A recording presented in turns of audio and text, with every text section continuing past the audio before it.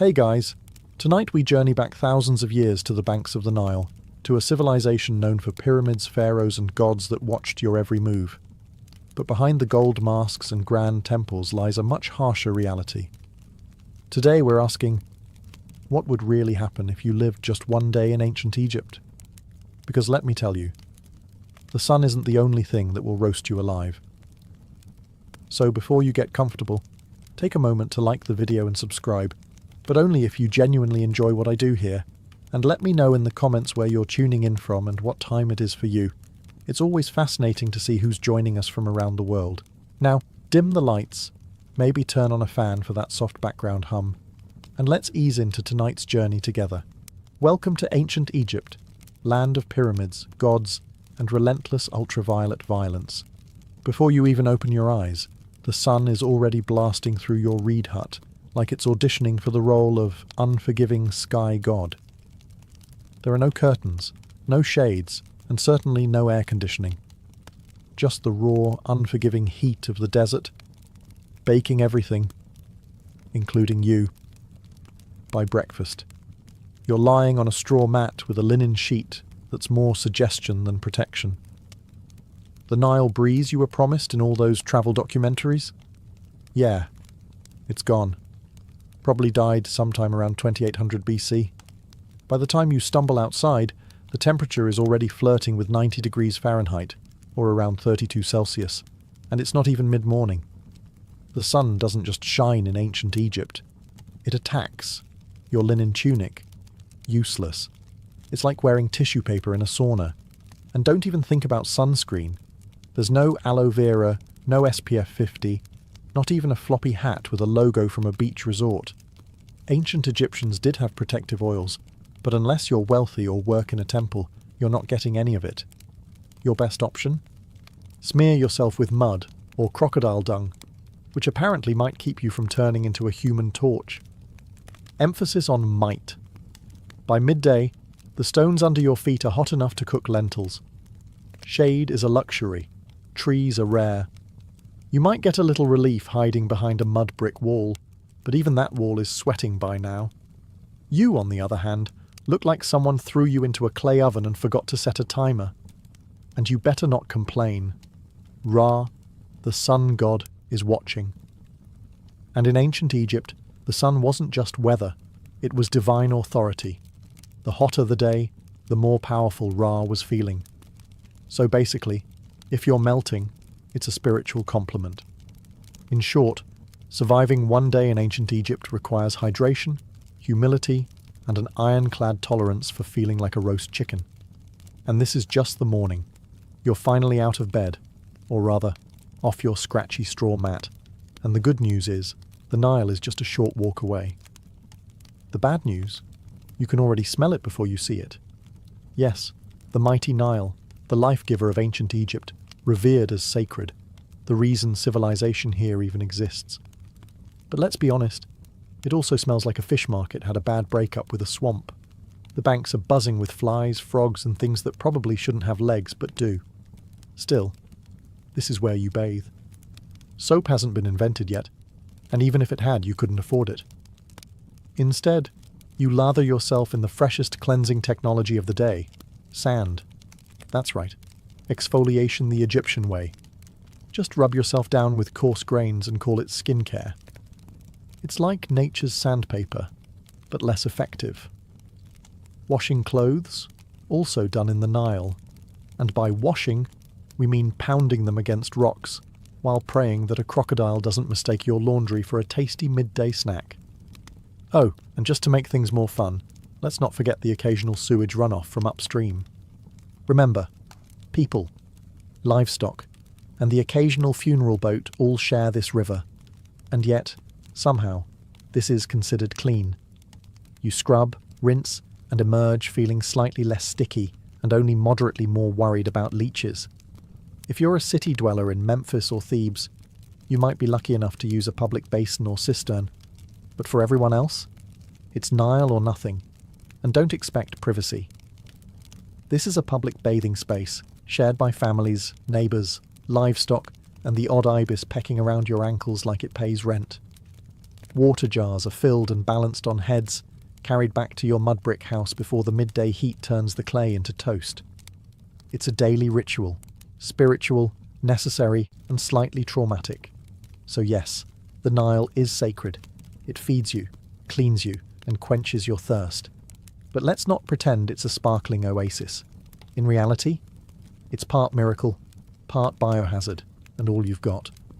By now you've bathed in the crocodile-infested Nile, you've sandpapered yourself semi-clean, and your body feels like a baked fig. Time for breakfast, the most important and least glamorous meal of your ancient Egyptian day. Let's set expectations. There are no eggs Benedict, no fruit bowls, and absolutely no iced lattes. Breakfast in ancient Egypt is less of a culinary event and more of a tactical refueling operation. You sit on a low stool, if you have one, or just squat in the corner like everyone else. The centerpiece of your meal? Bread. Lots of it. Dense, coarse, and often as chewy as a leather sandal.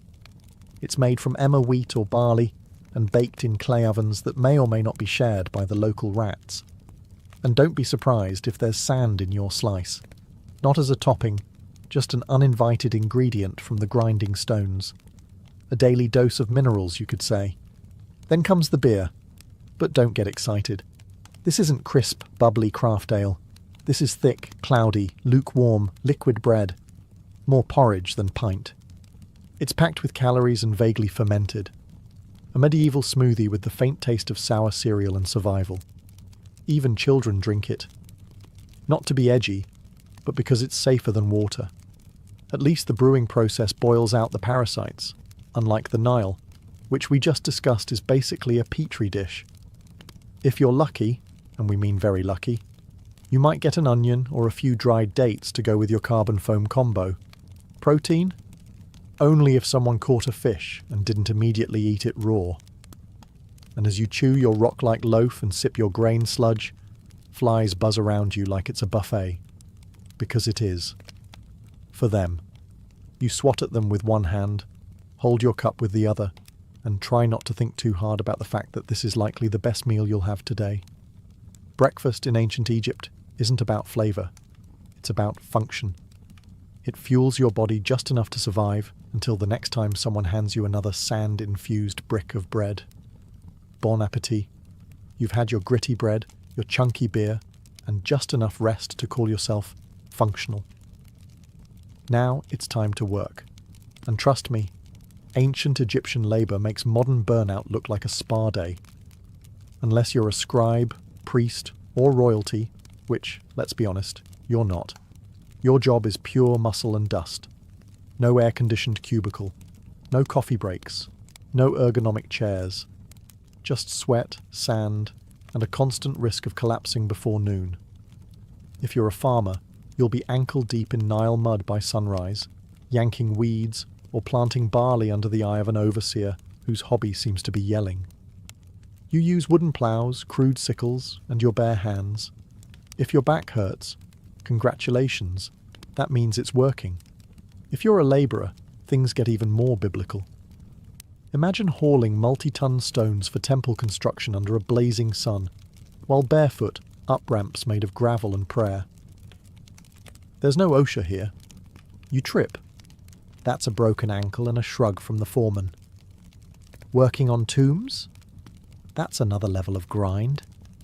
You're hammering limestone, chiselling out burial chambers for people who'll get to rest longer than you ever will. And if you mess up a pharaoh's tomb, let's just say job security might involve a sealed chamber and a curse. And if you're a woman, you're not off the hook. Domestic work is also physical labour. Grinding grain, hauling water, weaving linen, caring for kids, and still helping in the fields. Your break is when the baby naps. For 7 minutes. While you prepare dinner. You eat on the go. You wipe sweat with your tunic. You keep moving, because slowing down means falling behind. And falling behind means someone else gets your grain quota and you get the blame. There's no clocking out. The sun is your supervisor. When it finally sinks behind the horizon, you crawl home, half alive, dust-caked, and dreaming of softer sandals and a less aggressive sun god. Work in ancient Egypt isn't just hard, it's endless.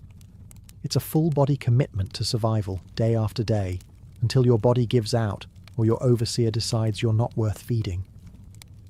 And that's not even the worst of it. After sweating your soul out in the fields or quarry, you might be tempted to grumble. Maybe something small.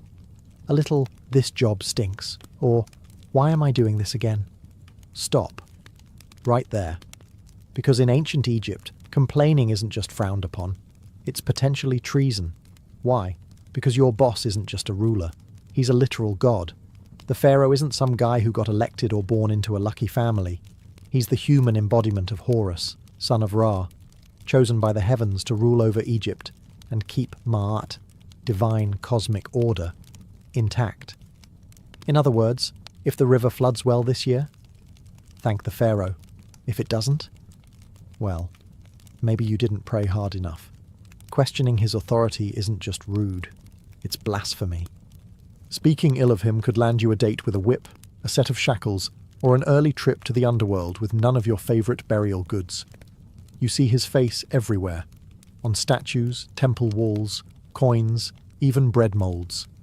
His name is chanted in rituals. His image is painted larger than everyone else's in every mural. That's not artistic exaggeration. That's law. And don't expect to ever see him. If you're a commoner, the closest you'll get is watching a golden bark float by during a religious festival. Blink, and he's gone. Back to a palace you'll never enter, surrounded by officials, guards, scribes, and enough gold to finance a small civilization. Which, fun fact, he basically does. If you're lucky enough to work on a royal project, say, a tomb, a temple, or a statue the size of a mountain, you serve with divine joy. At least, that's what the state says. You say it too, because pretending you're honoured to carve stone for 14 hours a day is safer than the alternative. And don't even think about rebellion. Pharaohs crush uprisings faster than you can say, dynasty. Just ask the last village that tried to withhold taxes. Oh wait, you can't. It no longer exists. So yes, the pharaoh is divine.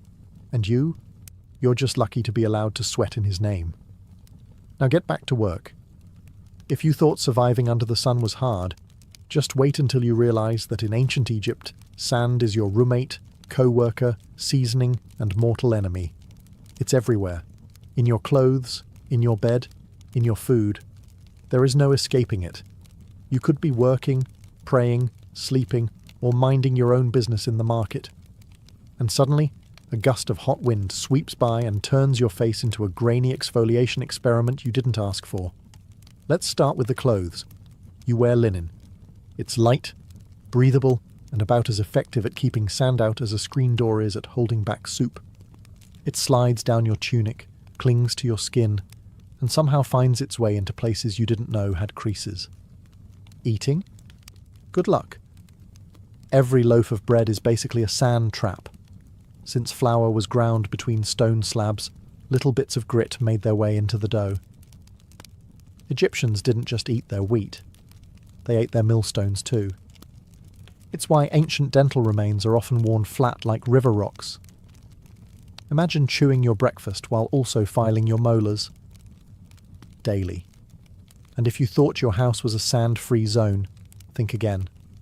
Your mud brick home has gaps, crevices, and windows with no glass. Perfect portals for wind-blown sand. Your floors are covered. Your cooking pots are full. Your bed is basically a sandpit disguised as furniture. Shoes? Optional at best. Most Egyptians walked barefoot, meaning you're always one step away from turning your feet into battered leather sandals. If you do have footwear, it's usually a basic pair of sandals made from reeds. Fashionable? Perhaps. Protective? Not remotely. Then there are sandstorms. Egypt's version of a slap from the gods. Sudden, swirling, blinding.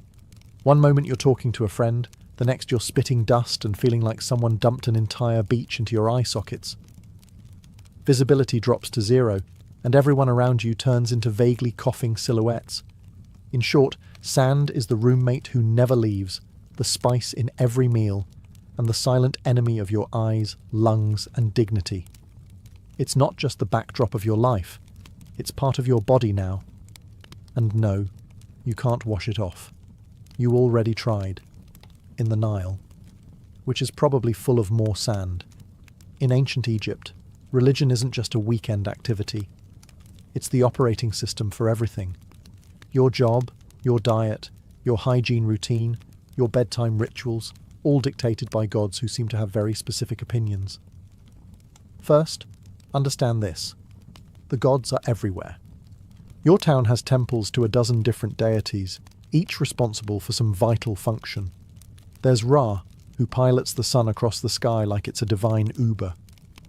Thoth, the ibis-headed god of wisdom, is in charge of scribes and moon calendars. Sobek, part crocodile, part nightmare fuel, guards the Nile. And Bastet, the cat goddess, basically runs public relations. Forget personal freedom. Your daily routine revolves around pleasing them. Wake up, thank Ra, spill some beer, apologize to Hathor, stub your toe, curse quietly, or risk attracting a spirit with a grudge. Before meals, you offer a bit of food to the gods. Before bed, you pray that Set, god of chaos, doesn't toss your house into existential disarray overnight. Even funerals are multi-day affairs where the deceased must pass tests, avoid demons, and prove they were morally decent, or risk eternal erasure. Speaking of the afterlife, ancient Egyptians took it very seriously. You don't just die and move on. You must pass a judgment process involving your heart being weighed against a feather of truth.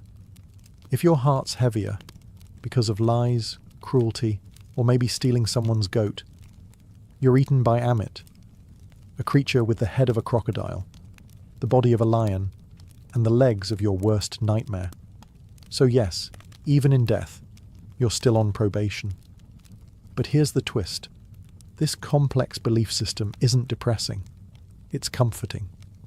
Egyptians believed life was part of a cosmic balance, and if you followed the rituals and upheld Ma'at, the principle of truth and order, you had a chance at a peaceful eternity, complete with food, family, and maybe a boat.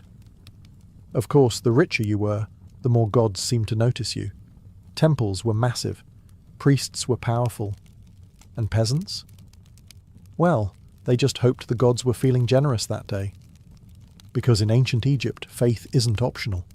It's your job description, your insurance plan, and your travel itinerary for the next life. So, you've stepped on something sharp, got bit by something weird, or caught something contagious, which in ancient Egypt is basically Tuesday. Time to seek medical care.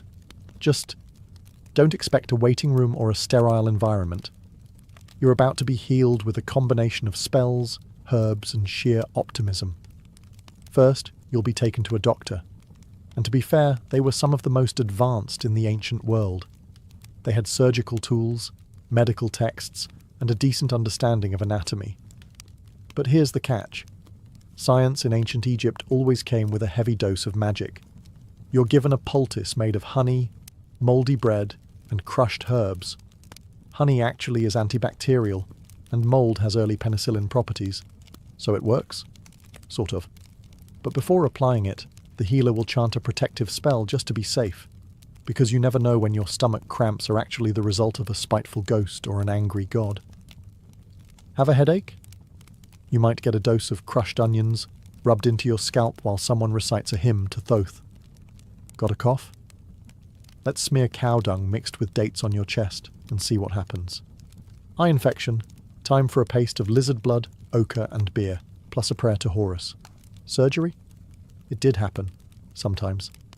Abscesses were drained, bones were set, and wounds were stitched with linen thread. But there's no anesthesia. Just a sharp knife and a friend to hold your shoulders down while you scream into a mud brick pillow. Dentistry? Not great.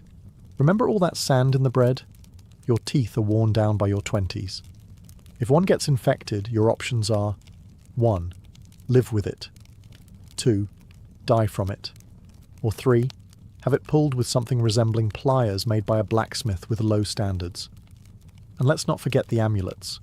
Whether you're giving birth, getting stitched up, or just sneezing too loud, A good doctor/priest will probably hang a charm around your neck, just in case the real issue is an invisible serpent spirit curled around your spleen. So yes, Egyptian medicine had its moments, but mostly, you'd better believe in the gods, because your band-aid is literally a prayer. Here's a plot twist most people don't expect. Ancient Egyptian women had more rights than many women in later civilizations. They could own property, run businesses, file for divorce, and even take a man to court. Sounds progressive, right? But before you pack your bags for a time-traveling girl boss vacation, hold up. Because while the legal status might impress you, the day-to-day reality? Not so glamorous. If you're a woman in ancient Egypt, you probably wake up before sunrise. You're grinding grain by hand, using a giant flat stone that chews through both wheat and your spine. Then it's off to haul water from the Nile, cook breakfast, care for children, manage the household, feed animals, and if needed, help in the fields. You're a one-woman workforce in linen. There's no me time, no spa days, and definitely no maternity leave. Childbirth is risky and painful. Midwives are helpful, sure, but there are no epidurals, no disinfectant, and no push playlists featuring relaxing harps. You give birth in a hot room with incense, prayers, and hopefully, not too much bleeding. Let's talk fashion. Linen dresses are light and breathable, but there's no underwear and no shoes. The sun scorches your skin, the sand grinds into everything, and the bugs think you're an all-you-can-eat buffet. Want makeup? Great. Egyptian women did wear cosmetics, but it's lead-based and applied with sticks that look suspiciously like toothpicks. Now, if you're lucky enough to be born into a wealthy family, things are better. You might read, write, manage estate accounts, or become a priestess. If you're born royal, you could even become pharaoh, like Hatshepsut or Cleopatra, who ruled with brilliance and terrifying eyeliner. But if you're poor, your status may be legal, but your reality is physical. You work, sweat, bend, carry, birth, bury, and pray. You're not chained by law, but by survival. Still, Egyptian women had agency, and that mattered. They could speak in court, keep their inheritance, and didn't become property when they married. Compared to many ancient societies, that's huge. So yes, Egyptian women had rights, but comfort?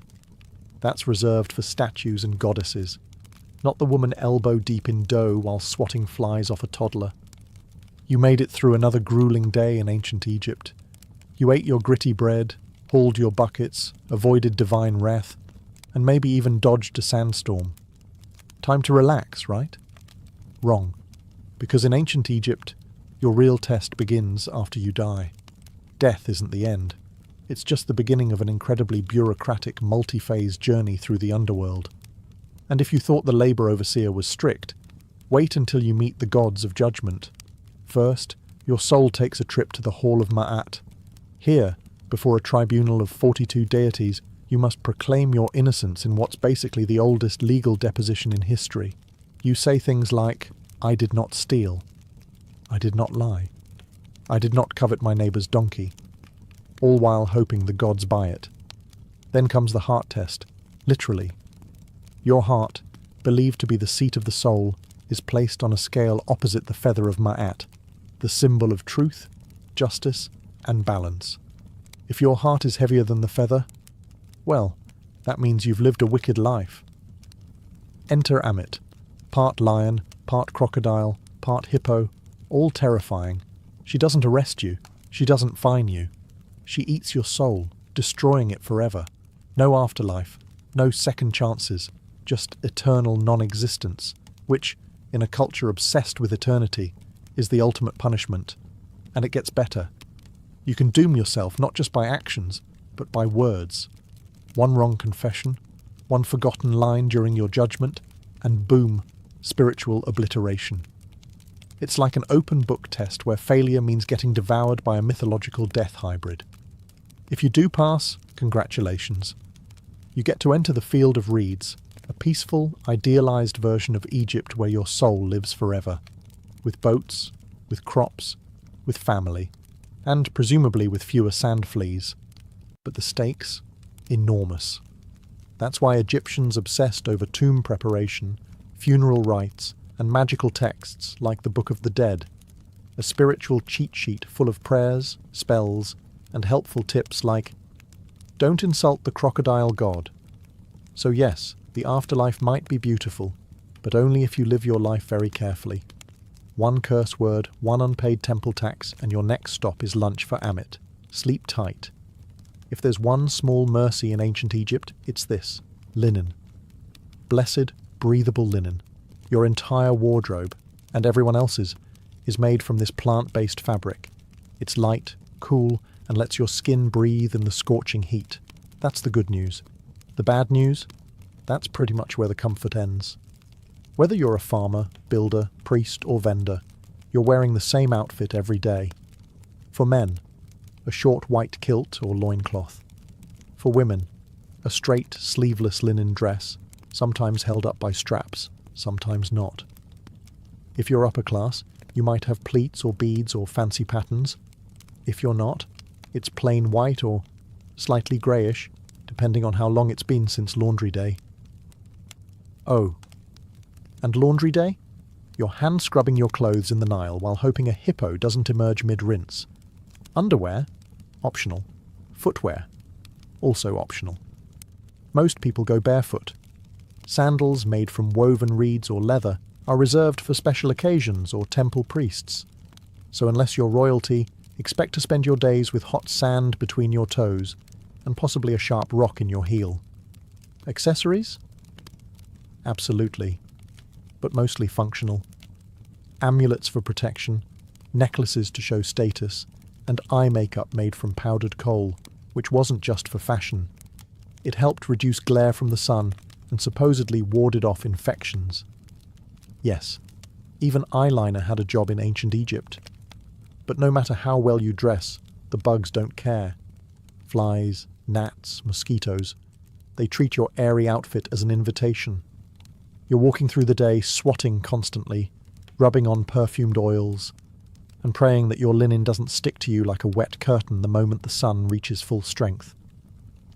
And of course your outfit doesn't change with the seasons, because Egypt doesn't really have seasons, just hot and slightly less hot. So your linen ensemble is basically your year-round uniform, whether it's 110 degrees or a chilly 70-degree evening. So yes, Egyptian clothing was light, elegant, and far more comfortable than what Romans would wear later. But don't let the breezy outfits fool you, because no matter how floaty your tunic feels, your life is still heavy with labour, heat, sand, and bugs that refuse to respect your personal space. You've survived another blistering Egyptian day, hauling bricks, dodging sandstorms, and praying your linen doesn't disintegrate mid-task. But in ancient Egypt, survival is always temporary, because no matter how tough you are, you probably won't live past 35.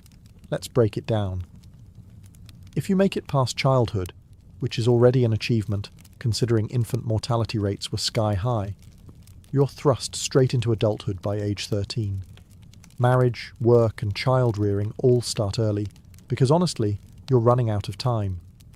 You might die from heat stroke, or an infected cut, or childbirth, or crocodiles, or scorpion stings, or bad bread. And forget antibiotics. If you get a fever, the best treatment is honey, herbs, and hoping the gods don't have other plans for your soul. But here's the twist. Egyptians weren't scared of death. They planned for it. In fact, they planned for it better than most people plan for retirement today. If you're rich, you commission a tomb, the ancient version of a 5-star eternity suite. You start saving up grave goods, jewellery, food offerings, perfumes, statues, even tiny servant dolls called shabtais to do your chores in the afterlife. Think of them as spiritual interns who work while you nap forever. Your body is embalmed, wrapped in linen, stuffed with natron, natural salt, and tucked neatly into a painted sarcophagus. You're buried with a copy of the Book of the Dead, which is less about doom and more like a mystical travel guide, complete with passwords for the afterlife, spells to confuse demons, and instructions for not getting eaten by soul-devouring monsters. If you're poor, well, your tomb is likely a shallow pit in the sand. Your body is wrapped in whatever fabric your family can spare, maybe a pot or two placed nearby, and then covered with earth. No murals, no golden mask, just you and the wind. But even the poorest Egyptians held onto the dream of the afterlife, a peaceful, fertile paradise called the Field of Reeds, where you farm without sweat, eat without hunger, and sail the Nile forever under gentle sunlight. So yes, you'll probably die young in ancient Egypt. But if you lived well, prayed right, and didn't insult too many jackal-headed gods, you just might spend eternity in style. You've finally made it to the afterlife. Or at least, into the tomb. You've been embalmed, wrapped, blessed, and buried. Time to rest in peace, right? Well, not exactly. Because in ancient Egypt, even the dead get robbed. Let's start with a simple truth. Tombs are full of expensive stuff. Gold amulets, jewellery, perfumed oils, carved statues, chests full of linens, and, for pharaohs, literal boatloads of treasure. All intended to be taken into the afterlife. But treasure in a tomb is basically an open invitation for someone with a chisel and bad intentions.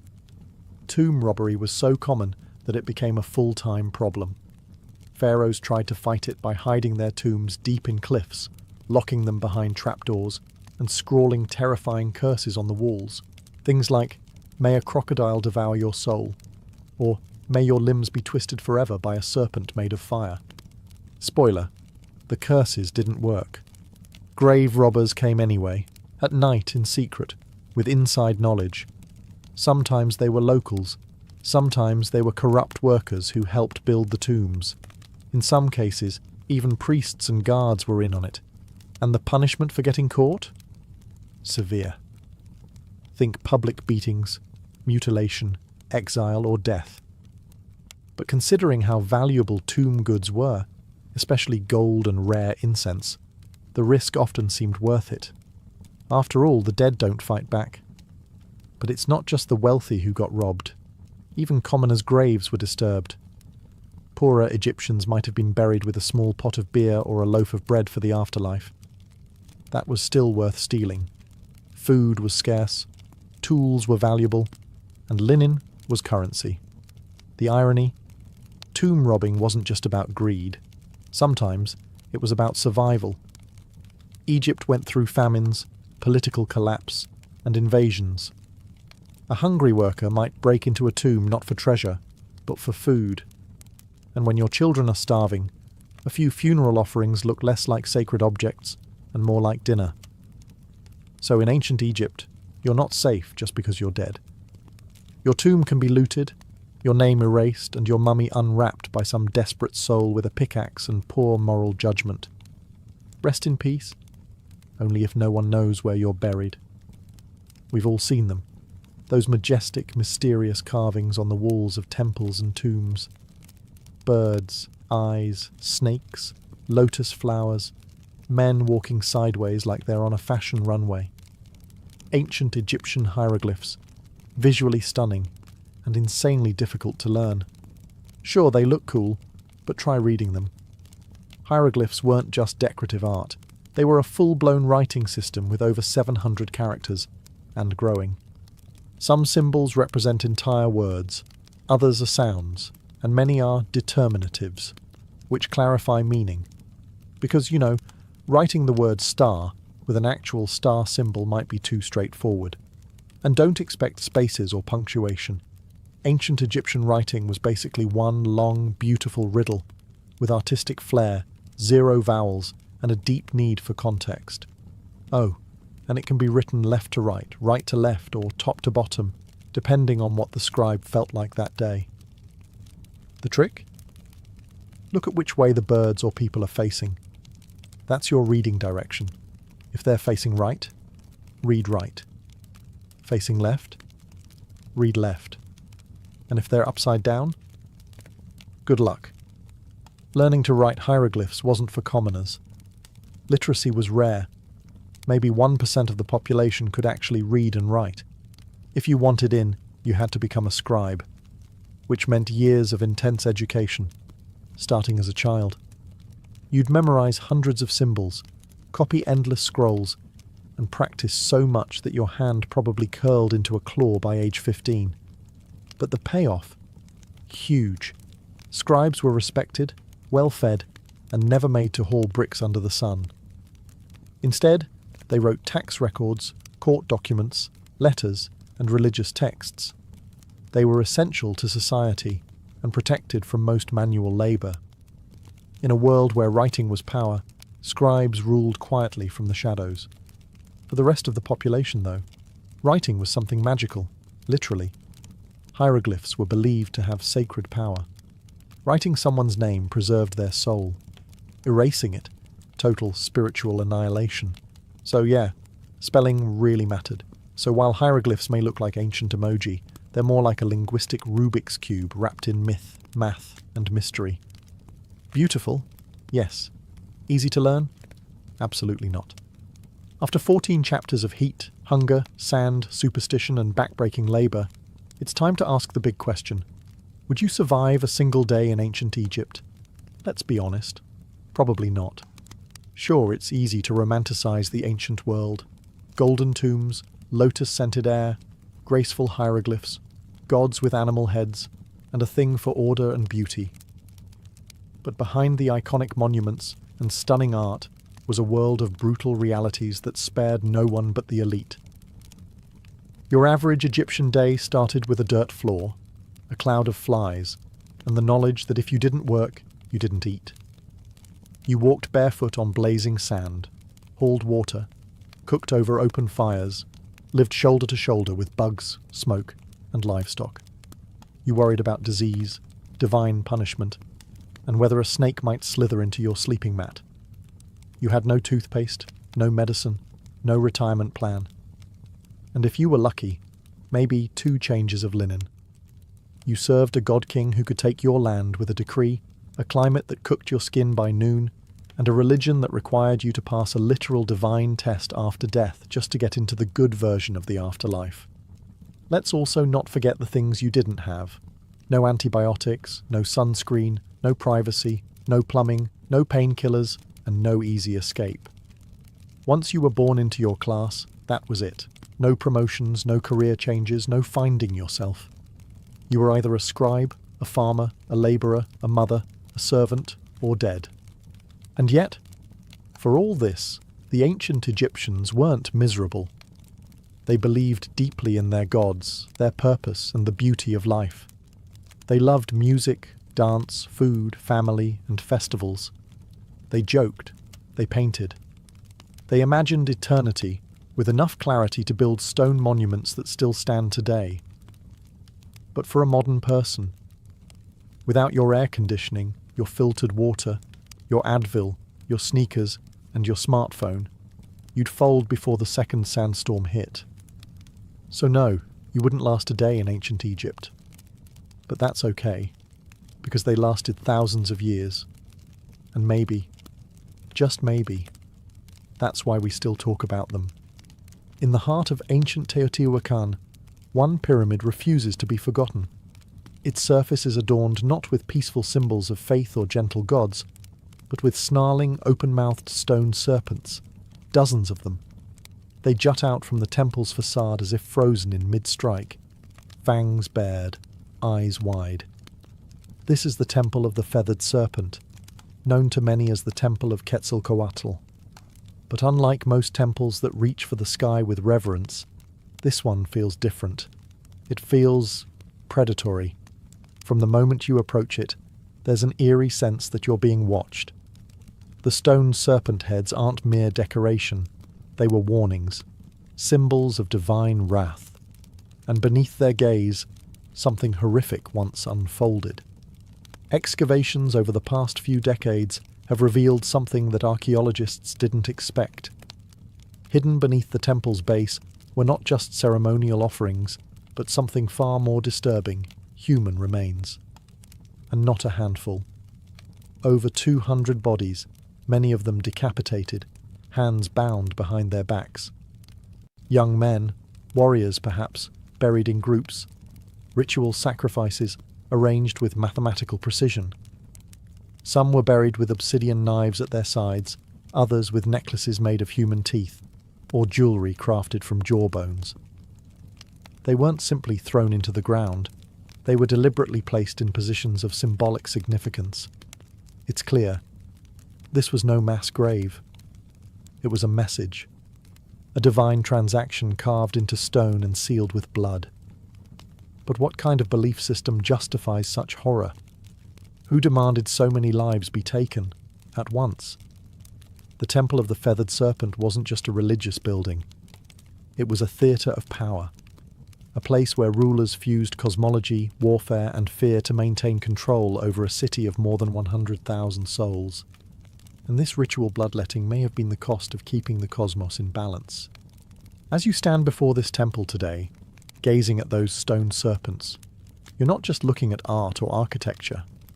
You're looking into the eyes of a civilization that believed the gods needed blood, and that they had every right to deliver it. But who were these people? Who commanded such violence and vanished without a trace? The answer lies in the shadows of Teotihuacan. Before the mighty Aztec Empire, before the Maya carved their cosmic calendar into stone, there stood a city unlike any other in the ancient Americas, Teotihuacan. Its name, given by the later Aztecs, means the place where gods were born. And when you walk its immense avenue of the dead, flanked by pyramids that scrape the heavens, you start to understand why. At its height, around 100 to 250 CE, Teotihuacan was a sprawling metropolis of over 100,000 people, making it one of the largest cities in the world at the time, rivaling ancient Rome, Alexandria, and Chang'an in size and influence. It was a city meticulously planned. Wide boulevards, gridded streets, apartment compounds housing extended families, multi-story structures made from volcanic stone. And at the center of it all, 3 massive pyramids. The Pyramid of the Moon, the Pyramid of the Sun, and the Temple of the Feathered Serpent. But here's what makes Teotihuacan different. No one knows who built it. Seriously. To this day, we don't know the name of the people who constructed this place. We don't even know what they called themselves. There are no written records, no kings' names carved into stone. Teotihuacan seems to have been a society ruled not by a single monarch, but perhaps by a council, a theocracy, or something altogether foreign to our understanding of ancient power. And despite this anonymity, their influence was colossal. Evidence of Teotihuacan's power has been found hundreds of miles away, from the Maya cities of Tikal and Copan to the distant Zapotec capital of Monte Alban. Obsidian blades, ceramic styles, murals, and even political meddling. In one case, Teotihuacan emissaries may have helped overthrow a local Maya king to install a ruler more favourable to their interests. But how did they maintain such a vast network? How did a city with no known writing system command such authority across Mesoamerica? The answer may lie in how they combined cosmic ideology with statecraft. Their temples were more than places of worship. They were tools of control, aligning perfectly with astronomical events, serving as theatres of ritual sacrifice, and reminding every citizen and every visitor that Teotihuacan was no ordinary city. It was the axis of the world, a sacred engine that kept time, fate, and blood flowing in sync. And at the heart of it all stood the Temple of the Feathered Serpent. To understand the temple, you must first understand the deity it was dedicated to, the Feathered Serpent. Known later by the Aztecs as Quetzalcoatl and to the Maya as Kukulkan, this figure is one of the most enigmatic gods in all of Mesoamerican mythology. But in Teotihuacan, centuries before the Aztecs rose to power, the Feathered Serpent was already a central, possibly supreme, divine force. But here's the paradox. What kind of god is both a serpent and a bird? Think about that. Serpents slither through the underworld. They shed their skin, symbolizing rebirth, duality, and death. Birds soar high in the sky, closer to the sun, representing freedom, divinity, and life-giving wind. To combine these two, earthbound and sky-dwelling, death and life, chaos and order, was to create something entirely cosmic, something terrifyingly powerful. The feathered serpent wasn't just a god, he was a bridge between worlds. On the facade of the temple, carved in deep relief, we see dozens of his images: goggle eyes, bared teeth, plumed headdresses. Some historians believe these represent the god himself. Others suggest they're warriors or priestly figures, adorned in divine regalia to signal their authority. Either way, they are everywhere. The temple is covered in these snake-bird hybrids, as if the structure itself breathes with divine presence. But the feathered serpent wasn't just a god of the heavens. He was intimately tied to sacrifice. Blood was the fuel that kept the cosmos in motion, and Quetzalcoatl, though later remembered as a gentle, civilizing deity, had a much darker role in Teotihuacan. He demanded offerings, and not just of maize or incense, but of life itself. In some myths, he descended into the underworld to retrieve the bones of the dead and create humankind. But to bring life from death, there had to be a trade. The gods sacrificed themselves for humanity, and humans, in return, were expected to do the same. The Temple of the Feathered Serpent wasn't just a monument to faith. It was a cosmic engine, designed to link the sky, the earth, and the underworld through ritual. Every stone, every serpent head, every buried victim fed into that system. Teotihuacan didn't just worship the feathered serpent, they embodied his logic, paradox, power, and blood. And the most disturbing truths were hidden beneath the surface. For centuries, the Temple of the Feathered Serpent stood silently, a weathered, imposing structure half swallowed by time. Locals whispered legends, scholars made guesses, but no one could have imagined what was buried beneath its layered stones until archaeologists broke through in the late 1980s and early 2000s. What they found wasn't just unexpected, it was unsettling. Hidden beneath the temple's foundations were a series of long-sealed chambers and pits, each filled with carefully arranged human remains. These weren't the messy results of war or disease.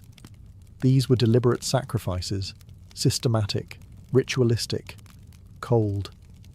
The victims, numbering over 200, were young men, many between 15 and 25. Some wore necklaces made of human jawbones. Others had their hands tied behind their backs. A few were decapitated. Obsidian knives, sharp and black as night, were scattered nearby. The unmistakable tools of ritual slaughter. And this is where it gets darker. The arrangement of the bodies followed geometric and symbolic patterns. They weren't buried randomly. They were placed in quadrants, cardinal directions, possibly to mirror the cosmos. Even the number of bodies mattered. It wasn't just about death. It was about meaningful death. Offerings surrounded the victims: jaguar bones, serpents, exotic shells from the distant Gulf Coast, figurines, and obsidian blades that had never been used in battle. This wasn't punishment. It was a gift. These young men, most likely warriors, had been selected not to die in disgrace, but to die as part of something transcendent. To the Teotihuacanos, the very act of building a temple may have required human sacrifice. It was as if every stone had to be consecrated with blood, every layer raised only after an offering had been made. The deeper you dig, the more sacrifice you find. In one chamber, archaeologists discovered elaborate tunnels filled with mercury and mica, materials associated with the underworld. The floor glimmered like water. Was this a symbolic passage to the land of the dead? A mirror of the night sky? The more they excavated, the more it felt like the temple was not built on top of death, but constructed to encase it. The blood didn't stain the stone by accident. The stone was meant to hold the blood. And all of it was for the gods. Look closer at the Temple of the Feathered Serpent, and you'll notice something strange, something unnerving. It doesn't just sit on the landscape. It aligns with the universe. Teotihuacan wasn't built randomly. The entire city was laid out along precise cosmic axes. Its central avenue of the dead runs at a 5-degree angle off true north.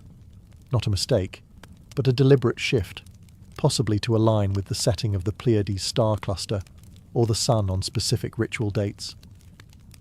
The Temple of the Feathered Serpent sits directly along this avenue, locking it into a grand celestial blueprint. But why? What were they trying to align with? Archaeologists and archaeoastronomers have debated this for decades. Some suggest the temple lines up with the equinox sunrise. Others argue it connects to Venus, the planet most sacred to Mesoamerican civilizations, often associated with war, sacrifice, and rebirth. When Venus rose or set, wars were declared, offerings made, and temples activated with ritual fire. Even the temple's dimensions seem intentional. The repetition of the number 7, the number of visible planetary bodies, appears in its step platforms. There's symmetry, rhythm, and a stunning understanding of both earthly math and cosmic cycles. And beneath the surface, more clues. In 2003, archaeologists uncovered a tunnel beneath the temple.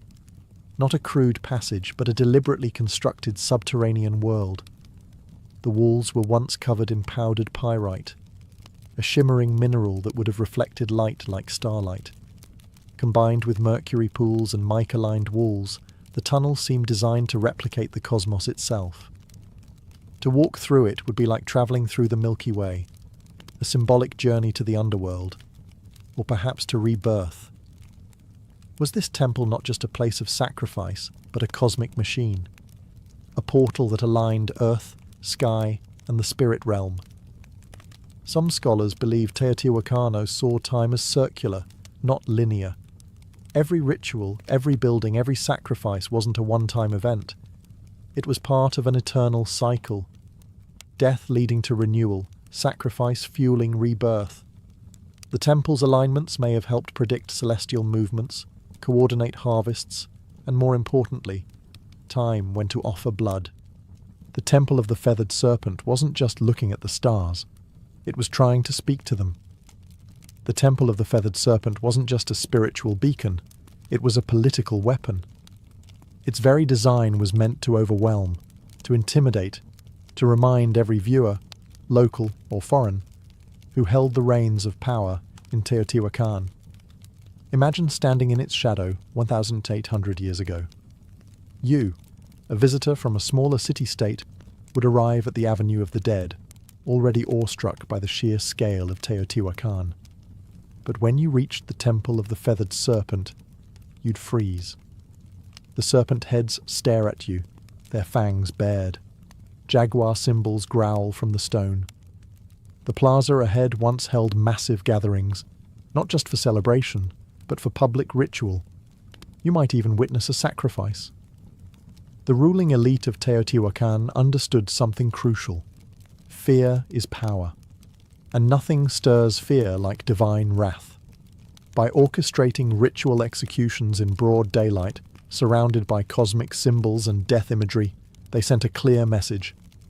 The gods are with us, and we are not afraid to feed them. But this wasn't chaos. This was theatre. Priests in feathered headdresses and obsidian masks would chant, dance, and spill blood, turning cosmic myth into political performance. It wasn't just about pleasing the gods.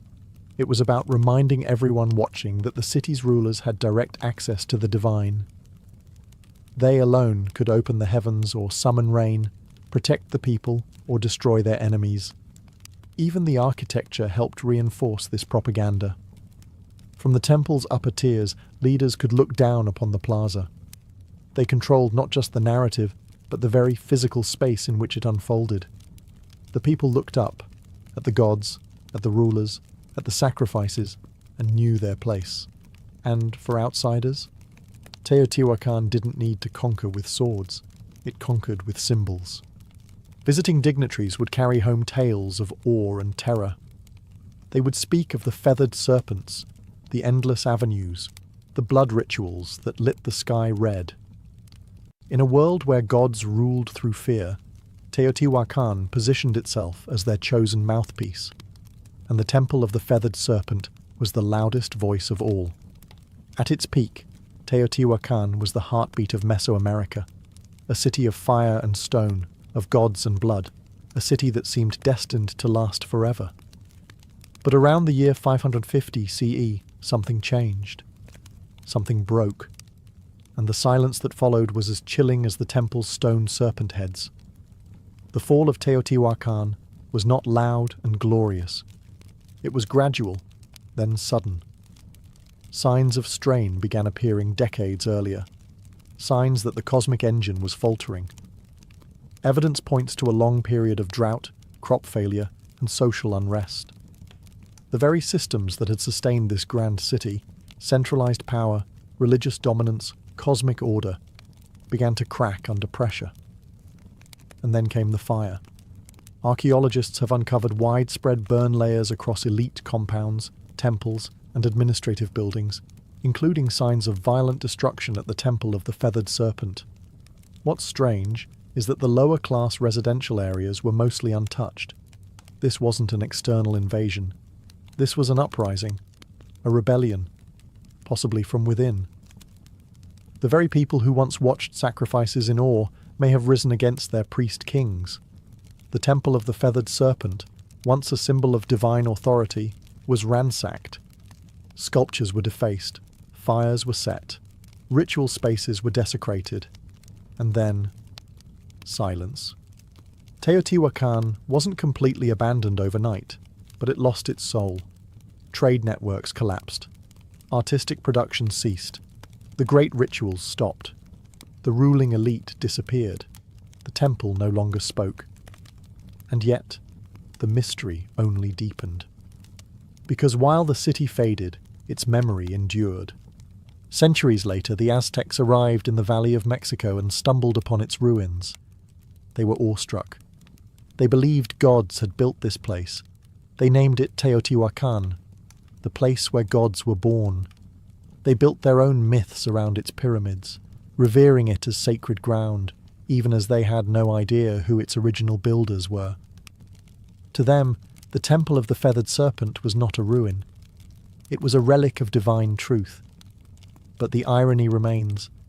The most powerful city of its time, built on cosmic order and blood, vanished without a written word, without a final record, leaving behind only stone and questions.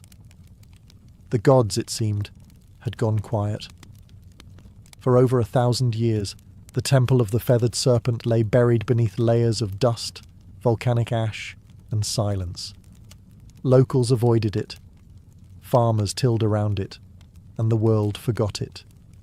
Until the modern age of archaeology arrived and cracked open the secrets buried within its heart. In the early 20th century, Mexican archaeologists began excavating Teotihuacan. What they found was astonishing, a perfectly engineered city far older than the Aztecs. But it wasn't until the 1980s and 2000s that the temple itself began to yield its most intimate and most chilling revelations. One of the most dramatic discoveries came in 2011, when researchers uncovered a sealed tunnel beneath the Temple of the Feathered Serpent. It had been deliberately closed off nearly 1,800 years earlier, as if to prevent anyone from entering ever again. After years of excavation, scientists unearthed a cosmic corridor, a symbolic underworld lined with pyrite to mimic a starlit sky, pools of liquid mercury, and thousands of ritual objects. Jade statues, rubber balls, obsidian blades, and even carved wooden masks.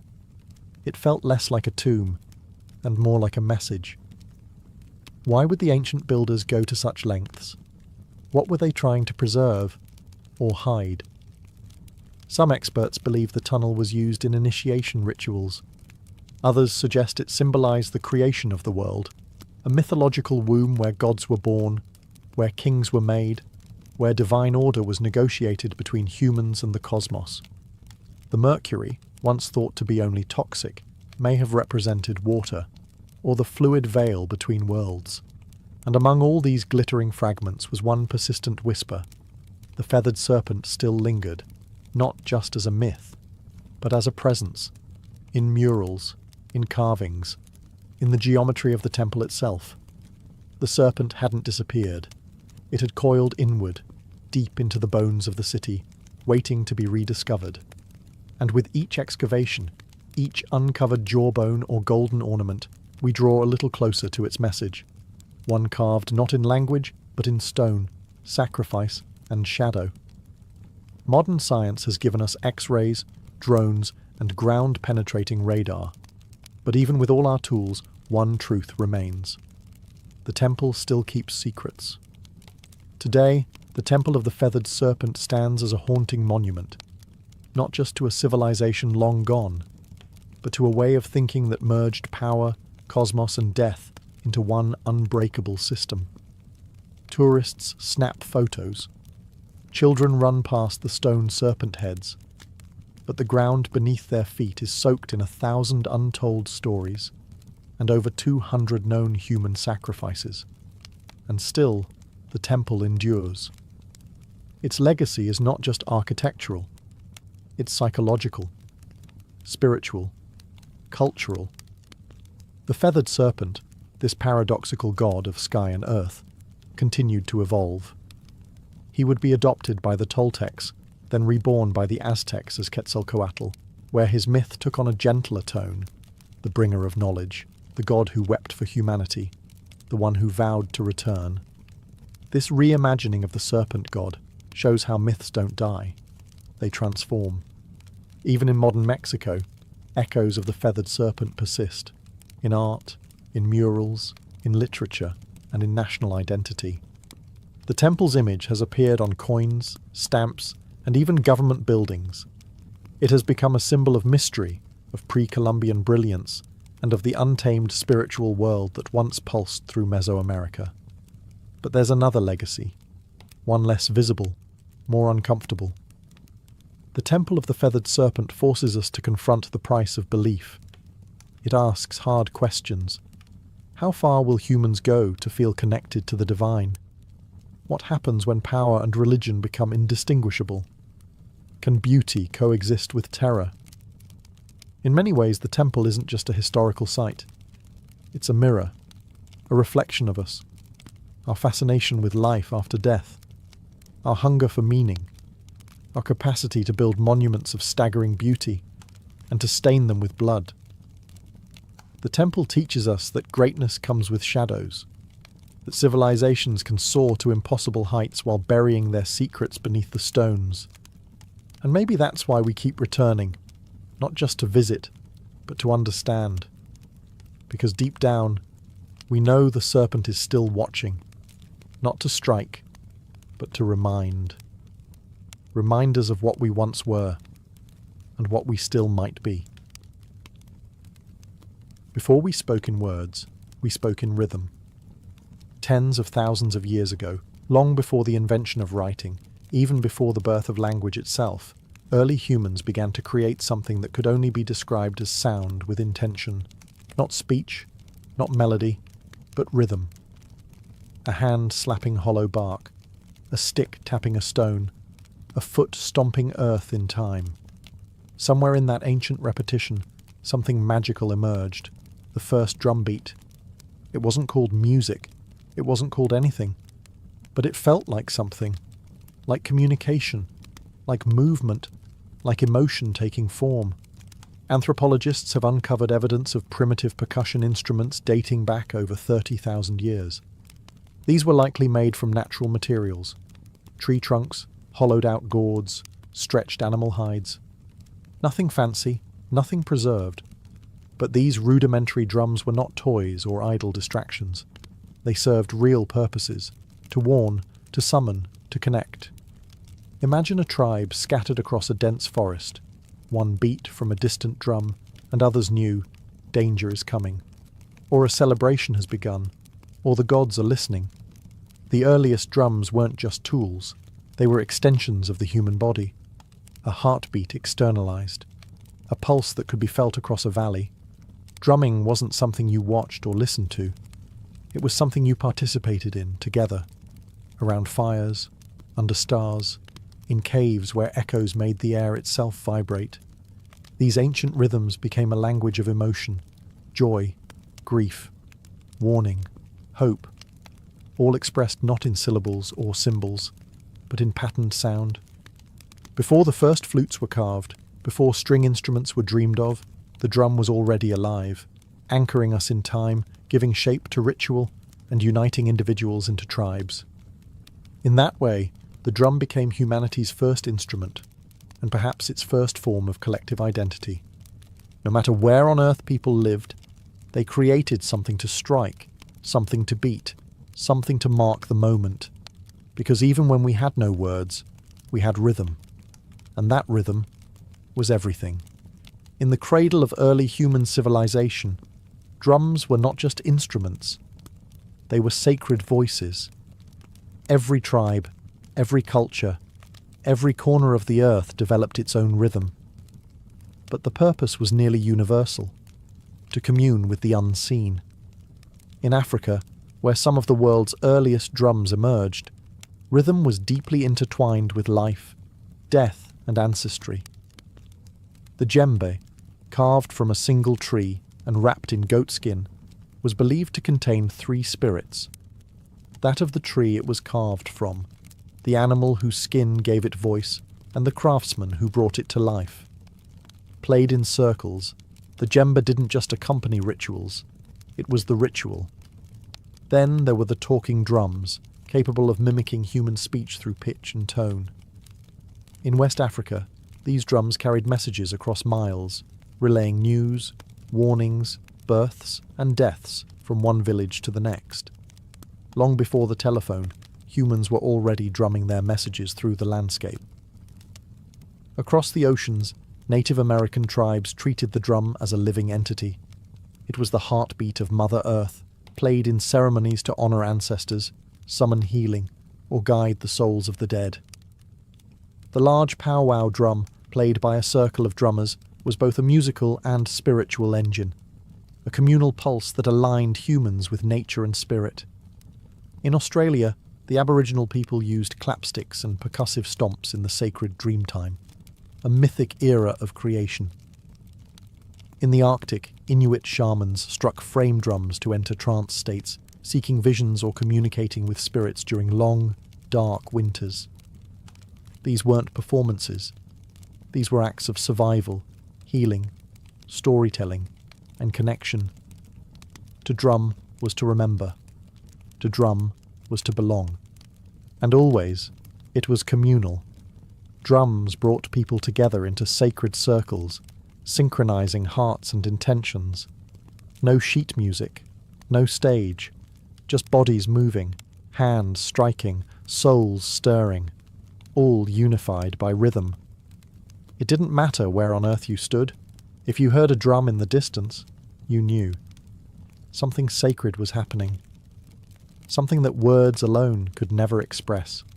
From sacred circles to bloody battlefields, the drum has always spoken. Sometimes with comfort, and sometimes with command. As human societies evolved into kingdoms and empires, drums transformed into tools of domination, instruments of order, and weapons of fear. The earliest armies didn't have radios or megaphones. They had drums. In ancient China, massive drums called bo were struck to coordinate troops across vast terrains. With a single resonant boom, commanders could signal a charge, retreat, or flanking maneuver. These drums weren't just loud, they were strategic.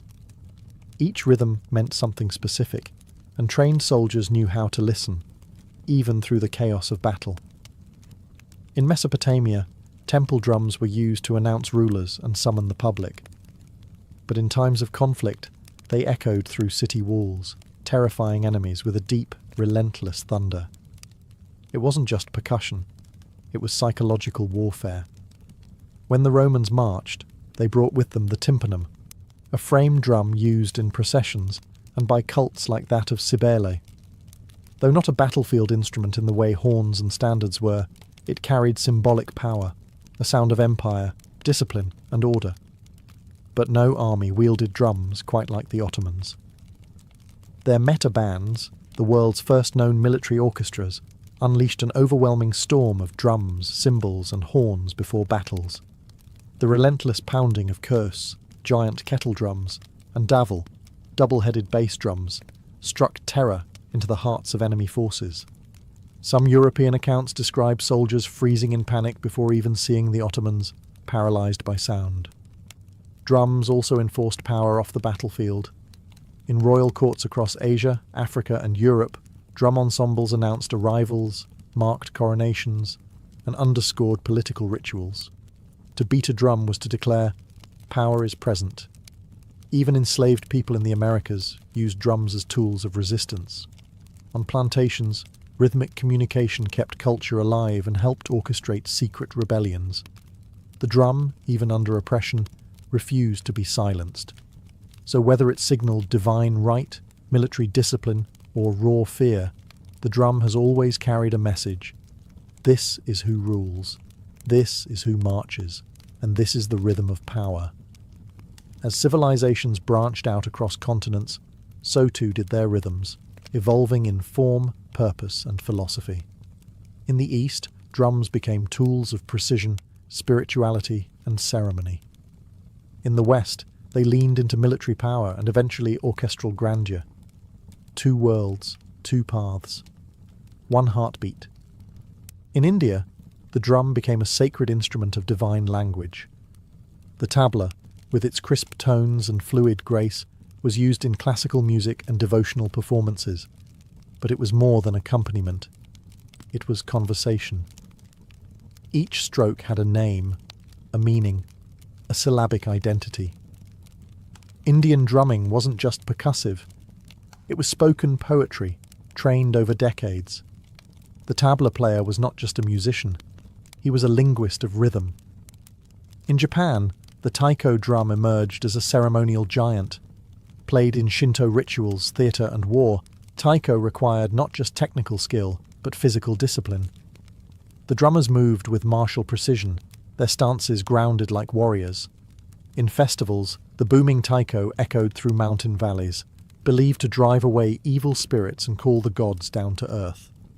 Meanwhile, in Indonesia, the kendang drum led the hypnotic flows of gamelan orchestras, guiding dancers and musicians in sacred temple ceremonies. These rhythms were layered, interlocked, and celestial, a sonic reflection of cosmic harmony. Across the world, in Europe, drums had a different story. They were largely utilitarian during the medieval period, signalling soldiers, marking time, enforcing discipline. It wasn't until the Renaissance and Baroque eras that drums began to enter formal music. Even then, they were kept in the background, timpani thundering beneath royal fanfare or echoing in grand cathedrals. In this divergence, you see two philosophies. The East saw rhythm as art and spirit, something tied to breath, chant, and meditation. The West saw it as structure and force, a tool to rally, march, and measure. But both understood the drum's core power, to shape time, to dictate pace, to elevate ritual, to connect humans in ways that transcend language. East or West, sacred or strategic, the drum remained central. Always listening, always speaking. From mountaintop temples to jungle clearings, from desert fires to candlelit cathedrals, drums have always had a place where the human meets the divine. Long before organized religion took root, rhythm was already a sacred language, a way to pray, to summon, to transcend. In Africa, drums were not just instruments, they were spiritual beings. In Yoruba traditions, for example, the bata drum was used to communicate with the orishas, gods and ancestral spirits. Drummers weren't performers, they were priests. The rhythms they played were encoded prayers, inviting the gods to descend and dance among the living. Each pattern had a purpose, each beat a direction. In Hinduism, the drum appears even in the hands of gods. The deity Shiva, in his form as Nataraja, dances the cosmic dance of creation and destruction with a small hourglass-shaped drum in hand, the damaru. Its beat represents the pulse of the universe itself. From silence to sound, from void to form, the drum is a divine heartbeat. In Buddhism, The ritual frame drum is used in monastic chants and meditation ceremonies. Its slow, soft strikes guide breath and awareness, acting like a metronome for the soul. It's not loud. It's not aggressive. It simply reminds the practitioner to return, again and again, to the present moment. Across the Americas, indigenous tribes use drums in vision quests, sweat lodges, and healing ceremonies. The beat is constant, steady, mimicking the rhythm of the womb, helping participants enter trance states or connect with ancestral spirits. In these spaces, the drum doesn't just accompany prayer, it is the prayer. Even within Christianity, where rhythm was often subdued, the drum still found a sacred role. In gospel traditions, particularly in African American churches, drums became a means of praise and power, a heartbeat behind voices lifted in devotion, a reminder of struggle, hope, and divine rhythm in every life. No matter the faith, the ritual, or the God invoked, the drum has been there, not as decoration, but as a vessel for energy, intention, and the mysteries we cannot speak. Because when words fail in worship, rhythm remains, and the divine always listens. For thousands of years, drums were solitary instruments, one body, one sound, one purpose. But in the heart of the industrial age, something revolutionary happened. In factories, streets, and music halls, percussion was reimagined. And by the early 20th century, multiple drums were no longer scattered across a stage. They were united, forming something entirely new, the drum kit. It was born out of necessity. In the late 1800s, military and theatre bands required several percussionists to play bass drum, snare, cymbals, and woodblocks, each handled by a different person. But space was tight, and budgets were tighter. So drummers began to combine instruments into a single playable setup. By 1909, the first bass drum pedal was patented. A drummer could now strike a massive drum with one foot, freeing their hands to do more. The idea caught fire. Over the next few decades, drummers added hi-hats, toms, cowbells, and ride cymbals, creating a setup that could mimic an entire percussion section, all from one seat. What emerged was more than a tool. It was a drummer's throne. And then came jazz. In smoky clubs and underground dance halls of New Orleans and Chicago, the drum kit exploded into life. Jazz drummers didn't just keep time, they played the kit like a voice, with syncopation, swing, and sensitivity. Legends like Gene Krupa and Buddy Rich turned the drum set into a lead instrument. Rhythm became storytelling. As jazz evolved into rock, the drum kit grew louder, heavier, more powerful. The 1960s and 70s saw kits expand with multiple toms, splash cymbals, and double bass pedals. Drummers like John Bonham, Neil Peart, and Keith Moon pushed the limits of stamina and creativity. The drummer wasn't in the background anymore. He, or she, was the engine. Today, the drum kit is a global staple, from gospel churches to EDM stages, from punk garages to world tours. And even as digital kits and drum machines rise, the physicality of a live drum kit, the sticks, the skins, the sweat, remains irreplaceable. It's a symbol of modern rhythm, a fusion of centuries, where tradition meets innovation, and where one drummer can speak with 10 voices at once. The world beats in thousands of dialects, and so do its drums. From continent to continent, culture to culture, the drum has taken countless forms, each carrying a distinct identity, sound, and purpose. These aren't just instruments. They're cultural signatures, crafted from local materials, shaped by local hands, and steeped in the rhythms of everyday life. In West Africa, the djembe remains a heartbeat of community gatherings. It speaks in sharp slaps and deep bass tones, designed for storytelling and spontaneous conversation. Next to it, the dundun provides the foundational pulse, a rhythmic anchor around which others can dance. In Africa, a drum ensemble isn't just music. It's a conversation between spirits, ancestors, and the living. In the Middle East, the darbuka, a goblet-shaped drum made from clay or metal, delivers crisp, fast-paced rhythms essential to belly dancing and classical Arabic music. Its voice is sharp and articulate, demanding precision from its player and movement from its listeners. Across the Caribbean and Latin America, drums tell a different story, one born from resilience and fusion. The conga, bongo, and timbales reflect the blend of African, indigenous, and Spanish influences. In Cuba, the sacred bata drums are used in Santeria rituals, each drum speaking a divine language tied to the orishas.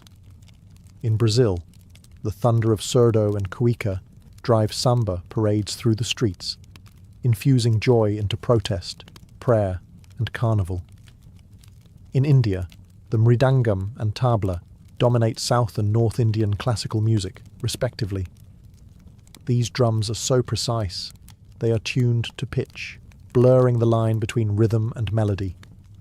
Each finger movement matters, each stroke carries centuries of tradition. Then there's the frame drum, one of the oldest in human history, appearing in everything from Persian daf to Irish bodhran, from shamanic tools to folk ensembles. Played with fingertips, mallets, or brushes, it's proof that even simplicity can be sacred. What unites them all? Purpose. Whether guiding dance, healing, ritual, or revolution, each drum reflects the soul of its people. Their rhythms carry geography, history, and identity. The global drum family isn't just diverse, it's universal, because no matter where you go, the earth still echoes with rhythm. As the 20th century drew to a close, the sound of drums began to change, not in rhythm, but in texture. The physical gave way to the programmable. The sweaty palms, the wooden sticks, the calloused fingertips, all began to share space with circuits, pads, and software. The age of digital drums had arrived. It began in the 1970s with primitive drum machines. Early devices like the Rhythmicon and Roland CR78 that used analog circuits to simulate basic beats. At first, they sounded robotic, even awkward. But musicians saw something else: consistency, control, and endless possibility. Then came a revolution. In 1980, Roland released the TR-808, a drum machine so iconic its deep booming kick and crisp snare would go on to define entire genres. Hip-hop, techno, electro, and trap were all born in part from its synthetic pulse. It was no longer about mimicking acoustic drums, it was about creating new sounds entirely. As digital audio progressed, so did the tools. Electronic drum kits like the Roland Fee drums allowed drummers to play naturally while triggering thousands of sampled or synthesized tones. Artists could now rehearse silently, record without microphones, and switch drum kits with the press of a button. And with computers came digital audio workstations, DAWs, like Ableton, FL Studio, and Logic. Now, anyone with a laptop could build complex rhythms, layering kicks, snares, hi-hats, and sub-bass into vast sonic architectures. Finger drumming on MIDI pads became an art form of its own. Some feared this shift meant the death of traditional drumming, a replacement of human feel with cold precision. But that didn't happen. Instead, hybridity emerged. Acoustic drummers began integrating triggers and samples into their kits. Producers started layering human-played drums with machine beats. The organic and the synthetic found a groove together. Digital drums didn't erase the past. They reimagined it. And today, we live in a world where a single person in a bedroom can build rhythms once requiring entire orchestras, where ancient grooves from Africa, Asia, and the Americas can be sampled, twisted, and given new life in neon-lit dance floors. The tools have changed, but the purpose remains the same: to move bodies, to shape time, to make silence speak. Across every era, every empire, and every evolution in technology, one thing has never changed. The drum remains our oldest and most enduring voice. From ancient fire circles to modern concert halls, from sacred rituals to digital dance floors, The drum has never been just about music. It's about connection, to ourselves, to each other, to something bigger. It is the heartbeat we all share. Not metaphorically, literally. Because even before we're born, nestled in the womb, the first rhythm we ever hear is that of our mother's heart. Steady, safe, alive. And when life begins, we chase that rhythm forever. The drum has been our companion through joy and war, through worship and protest. It has marched beside kings and risen with rebels. It has echoed through temples and subway tunnels. It speaks in every language, because it is a language. One that bypasses thought and speaks directly to the body, the bones, the blood. In moments of grief, we drum to mourn. In moments of ecstasy, we drum to celebrate. And in the quiet spaces in between, we drum to remember who we are. Today, percussion continues to evolve. You can find handpan street musicians weaving new age rhythms on city corners, indigenous communities preserving ancient drumming traditions against all odds, stadium drummers rallying crowds in unison, children banging pots and pans with instinctual joy. Even artificial intelligence is learning rhythm, but no algorithm can replicate the human soul behind a single imperfect beat. Because rhythm is not just counted, it's felt. And maybe that's why the drum has outlived empires and trends. Because deep down, we all crave the anchor of time, the shared pulse that tells us we are here, together now. No matter how advanced our instruments become, or how virtual our experiences grow, there will always be something profoundly grounding about skin on skin, stick on hide, hand on wood, a beat, a breath, a beginning. The drum is not a relic of the past. It is a reminder that we were always meant to move in rhythm, to listen, to feel, to play. And as long as humanity endures, the drum will never be silent. Before Manhattan became a forest of glass and steel, it was an island of shadows, not cast by towers, but by church steeples and sloping rooftops. In the early 1800s, the skyline barely existed. The city clung to the southern tip of the island, a dense sprawl of brick townhouses, timber-framed shops, and dirt-packed roads. Buildings rarely climbed beyond 5 or 6 stories. Not because ambition was lacking, but because gravity had the final say. The taller the building, the more weight it carried, and with stone and brick, height came at a steep price. The walls had to be thicker at the bottom to support the upper levels, leaving less room inside and requiring enormous foundations. To build high was to build heavy, and heavy didn't make financial sense. So the city grew horizontally, spreading northward along a grid that had been planned in 1811, one of the boldest urban blueprints of its time. But underneath that grid, beneath the layers of cobblestone and soil, Manhattan held a secret weapon: bedrock. Deep, dense and unwavering, the granite spine that ran beneath the island would one day support some of the tallest structures in human history. But for now, it lay quiet, untouched, waiting. Life in early Manhattan was noisy but grounded. Commerce bustled in the harbour, ships lined the piers, and horses clattered through narrow streets. The economy grew, immigration surged, and the island swelled with energy. But still, the city hugged the ground. The sky remained untouched. The only real vertical statements were churches, Trinity Church being the most prominent. Its spire, completed in 1846, rose over 280 feet, and for a time it was the tallest structure in New York. But even that was more symbol than skyline. What no one knew then was that the skyline's future wouldn't be shaped by stone or wood, but by iron, steel, and vision. And it wouldn't be limited by the ground. It would rise far above it. Manhattan wasn't yet a city of towers, but the stage was being set. The island was ready. The dream was forming. And soon, the skyline would begin to stretch. For centuries, gravity was the greatest architect in Manhattan. It kept buildings short, cities flat, and human ambition tethered to the earth. But in the mid-19th century, two breakthroughs would break the skyline wide open. One lifted people, the other lifted buildings. The first came in 1852, when an inventor named Elisha Otis unveiled his revolutionary safety elevator.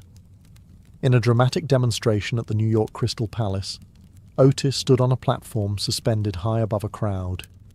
He ordered the rope to be cut. The crowd gasped, but the platform didn't fall. A hidden mechanism locked the lift in place. With that single breathtaking moment, Otis changed the rules of height. Until then, the top floors of buildings were the cheapest. No one wanted to climb stairs. But once elevators became safe and practical, those upper floors became premium space, offering light, air, and status. The vertical city suddenly made economic sense. But being able to move people upward wasn't enough. Buildings still relied on load-bearing walls, which grew thicker and more cumbersome the higher they went.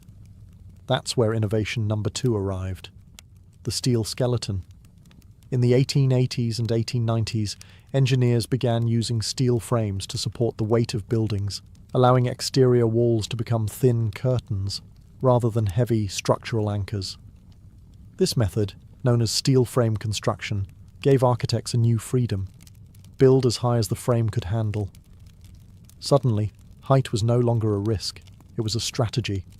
The technology had arrived, the materials were here, and Manhattan, with its solid bedrock and booming economy, was the perfect canvas. The island's tight geography encouraged vertical thinking, and its status as a financial capital meant that everyone, from banks to newspapers, wanted their name visible in the clouds. The elevator made the sky accessible. The steel skeleton made the sky buildable. Together, they didn't just change architecture, they redefined what a city could be. Now, the race would begin, not outward, upward. By the late 19th century, New York City was no longer content to sprawl. It wanted to soar. The ground was full, the streets were packed, and the only place left to build was up. With steel frame construction and the elevator now established, Manhattan became a proving ground, and the skyline, a battlefield for ambition. The first shots were fired in the 1890s. In 1890, the New York World Building, home to Joseph Pulitzer's newspaper empire, rose 20 stories above Park Row. It was the tallest office building in the world, briefly. Not to be outdone, the Park Row building claimed the title next in 1899, standing at 391 feet. Each new tower was a declaration, not just of wealth, but of vision. To build higher was to announce, "We are the future."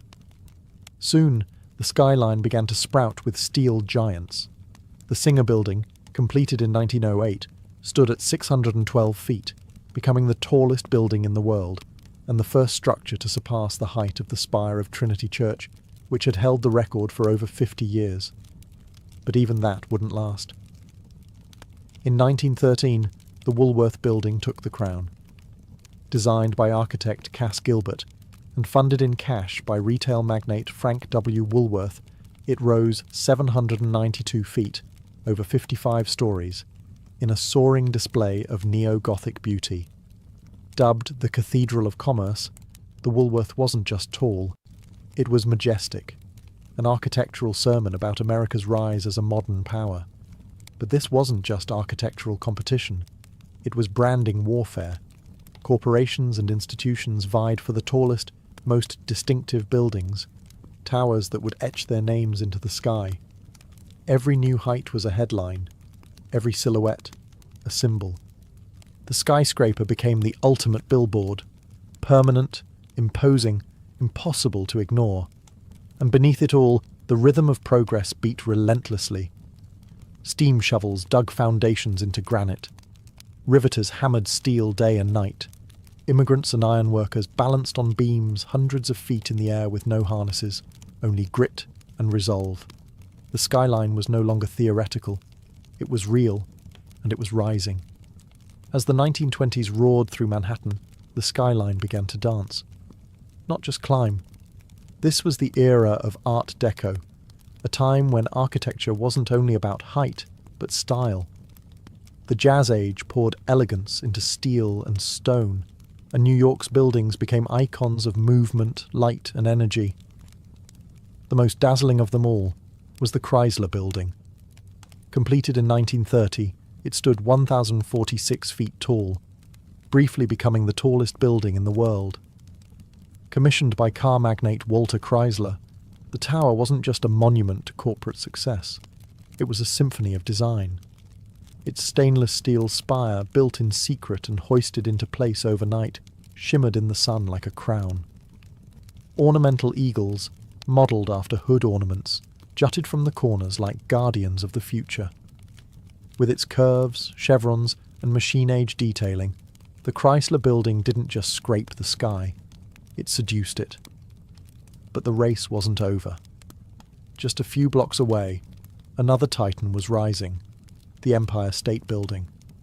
Completed in 1931 during the depths of the Great Depression, it soared to 1,250 feet, stealing the title from Chrysler and holding it for nearly 40 years.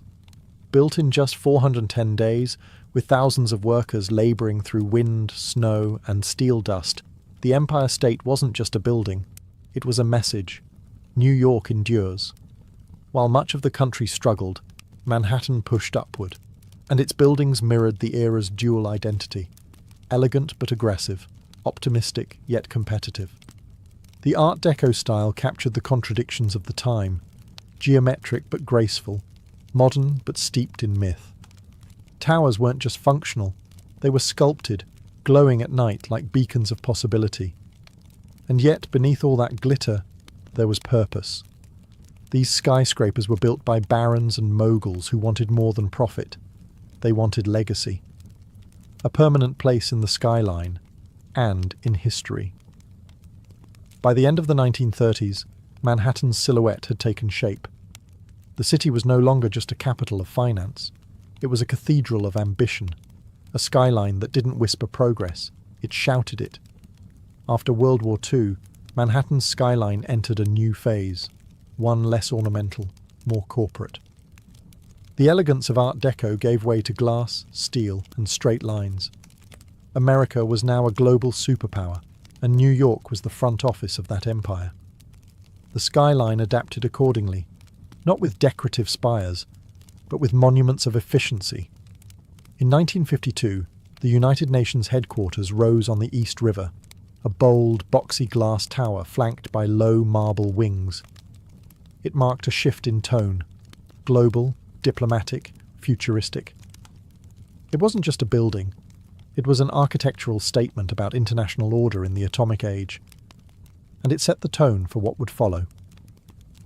Next came the Lever House in 1952, and the Seagram Building in 1958, both defining examples of the international style. These towers, with their curtain walls of reflective glass and steel frames, were minimalist by design, free of decoration, stripped of sentiment. They didn't look like cathedrals or castles. They looked like machines, precise, modern, and ruthlessly practical. The Seagram Building, designed by Ludwig Mies van der Rohe, was especially influential. Its bronze-tinted glass, uniform grid, and open plaza introduced a new kind of urban presence, not to impress with flourishes, but to project order, discipline, and power. This was corporate architecture at its peak, cold, beautiful, and authoritative. As businesses boomed, so did the skyline. Midtown became the hub for America's major corporations, banks, media companies, law firms. These new skyscrapers didn't compete for beauty. They competed for square footage, for location, and for presence on the horizon. Gone were the soaring spires and gargoyles. In their place stood mirrored monoliths, anonymous giants that reflected not just the clouds, but the ambitions of Wall Street. And yet, in their silence and simplicity, these towers spoke volumes. They told the story of a country obsessed with growth, precision, and modernity. They defined the corporate era, shaping the look and feel of cities across the globe. But even amid all this glass and steel, one thing remained true. The skyline was still a symbol. Only now it whispered power, rather than shouted beauty. By the late 1960s, New York was already a vertical masterpiece, but it still had room to dream bigger. That dream took shape at the southern tip of Manhattan, where a pair of identical towers would soon alter the skyline forever. They were bold, controversial, and unlike anything the world had ever seen. They were the twin towers of the World Trade Center. Conceived as a hub for global commerce, the World Trade Center project was overseen by the Port Authority of New York and New Jersey. Architect Minoru Yamasaki designed the buildings with a radical minimalist approach. Vertical lines, aluminum cladding, no setbacks. Each tower would rise over 1,160 feet, dwarfing every building before them. The ambition wasn't just architectural, it was ideological, a statement of global connectivity, a new temple for capitalism. Construction began in 1966. To make room, an entire neighborhood, Radio Row, was raised. The foundations required a revolutionary technique known as the slurry wall, allowing engineers to build deep into the soft riverbed while holding back the Hudson. It was one of the most challenging engineering feats of its time. When completed in 1973, the Twin Towers weren't universally loved. Some critics called them sterile or boxy. Others mourned the loss of the ornate towers of the past. But to many, the towers were pure presence, bold, confident, and commanding. They didn't dance with the sky like the Chrysler. They didn't taper like the Empire State. They stood firm, twin pillars of certainty and scale. More than just buildings, the World Trade Center became an international symbol of business, of unity, of American might. People came from around the world to visit the observation decks, to dine at windows on the world, or simply to stare up in awe from the plaza below. For nearly 3 decades, the Twin Towers dominated Lower Manhattan. They anchored the skyline, giving it symmetry and gravitas, and while other cities built taller structures, none carried the iconic weight of those 2 towers rising side by side. The skyline had changed once again. This time, not with ornament or artistry, but with monumental ambition. On the morning of September 11, 2001, the Manhattan skyline changed forever, not by cranes or construction, but by violence and smoke. In less than 2 hours, the Twin Towers of the World Trade Center collapsed into dust, fire, and twisted steel. Thousands of lives were lost, and the 2 pillars that had once defined Lower Manhattan were gone. The attack wasn't just an assault on people or buildings. It was an assault on symbols, on what those towers stood for: commerce, modernity, freedom, ambition. For decades, the Twin Towers had defined the southern end of the island. Their clean, monolithic forms had become visual shorthand for New York itself. Now, that skyline was fractured. In the days and weeks that followed, Lower Manhattan became a wound, open, smouldering, raw. Where once there had been height and light, there was only absence. And that absence echoed. Photographs of the skyline looked hollow. The familiar silhouette was broken, and the space that had once pulsed with global energy became known as Ground Zero. For the first time in a century, Manhattan wasn't building up. It was mourning. The city grieved, but it also endured. Steelworkers, firefighters, police officers, and volunteers poured into the site, not to construct, but to recover. Rubble was cleared. Lives were honoured. Silence replaced the clang of iron. In a city always rushing forward, this was a forced pause. A long breath held in collective pain. But even in sorrow, New York did what it had always done. It looked up. Discussions about rebuilding were complicated, emotional, political. What should take the place of the towers? Should anything rise again? Could the skyline be restored without erasing the loss? For years, the hole in the ground remained, a reminder of what was and what was taken. It became sacred space. And yet, slowly, plans emerged. Designs were drafted, cranes returned, steel returned. Not to erase the tragedy, but to create something new beside it. But before anything was built, one truth stood clear. The skyline was no longer just a symbol of power or ambition. It had become a memorial, a silhouette shaped by both triumph and tragedy. And the story wasn't over. In the aftermath of devastation, a city known for speed, ambition, and movement paused. Not to surrender, but to reimagine. Rebuilding the Manhattan skyline after 9/11 wasn't just a matter of architecture, it was a matter of identity. What would rise in place of the Twin Towers? Could anything? The answers came slowly. In 2003, a design by architect Daniel Libeskind was selected for the new World Trade Center site. It wasn't just about height, it was about healing, memory, and renewal. The plan would blend commercial space with public memorials, parks, transportation, and light. It wasn't a return to what had been. It was a statement of what could be. At the heart of it all stood a new tower. One World Trade Center, originally called the Freedom Tower. Rising from the northwest corner of Ground Zero, it would become the tallest building in the Western Hemisphere at 1,776 feet, a number chosen to echo the year of America's independence.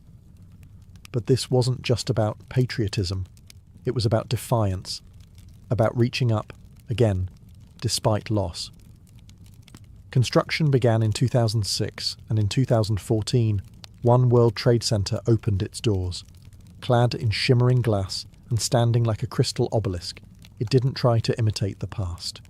It offered something new, reflection, both literal and symbolic.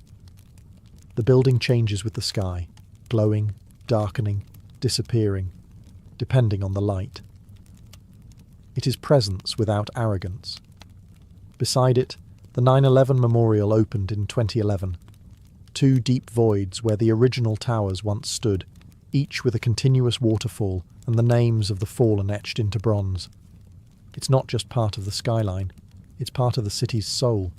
The new skyline took years to take shape. Other towers rose, 3 WTC, 4 WTC, and 7 WTC, each one sleek, modern, and purposeful. Together, they represent not just a city rebuilt, but a city transformed. New York didn't just replace what was lost, it evolved. It honoured the past while building for the future. And in doing so, it reminded the world of something deeply American and deeply human. You can knock a city down, but you can't keep it from rising. Today, the Manhattan skyline is more than a collection of buildings. It is a living symbol of ambition, of resilience, of the American dream itself. No other silhouette in the world carries so much weight. It's etched into pop culture, history, and memory. You can draw it with 5 lines, and people will recognize it instantly. It tells a story of bold engineers and fearless ironworkers, of architects who imagined spires that pierced clouds, and of immigrants who crossed oceans to help build them. It speaks of risk, reward, and reinvention, the constant churn of New York itself. It has never been finished, and it never will be. The skyline is alive, always changing. In recent years, it's stretched even higher, but not in Lower Manhattan. This time, the vertical race moved uptown. Along Billionaire's Row, super slender residential towers like 432 Park Avenue, Central Park Tower, and 111 West 57th Street now rise like needles above Midtown. These skyscrapers are feats of engineering, pencil-thin, wind-tested, and made for the ultra-wealthy. Critics call them sky-piercing expressions of inequality. Others see them as marvels of modern ambition. Meanwhile, in Hudson Yards, an entirely new neighbourhood has appeared, with gleaming glass towers, public art, and corporate headquarters rising where rail yards once sprawled. The skyline now stretches farther west, evolving with the city's changing needs and ambitions. But even as it grows, the skyline holds its past tightly.